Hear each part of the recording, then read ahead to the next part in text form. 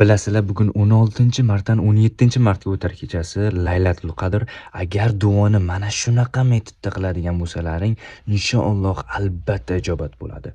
Bu ingliz tilida sandwich metodi deb ataladi. Buni birinchi marta men arab tili ustozimdan o'rganganman va hozirda sizlarga ham shu narsani o'rgatib qo'ymoqchiman.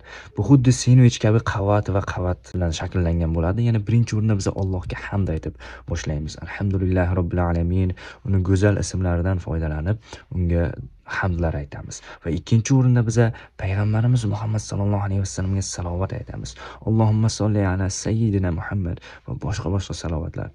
Olimlarimiz aytishganki, ikki salovat o'rtasida aytilgan duo albatta ijobatdir.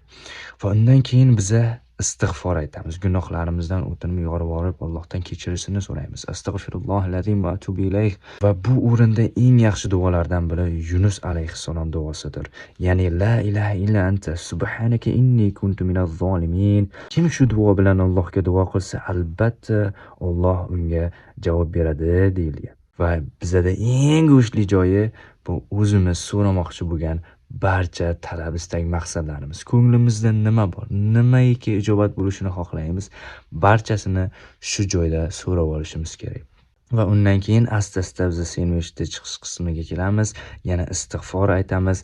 Ayniqsa bu Laylatul Qadr kechasida payg'ambarimiz buyurganlaridek istig'for aytishimiz kerak. Allohumma innaka afun karim tuhibbul afwa fa'fu anna duoni ko'plab aytishimiz kerak.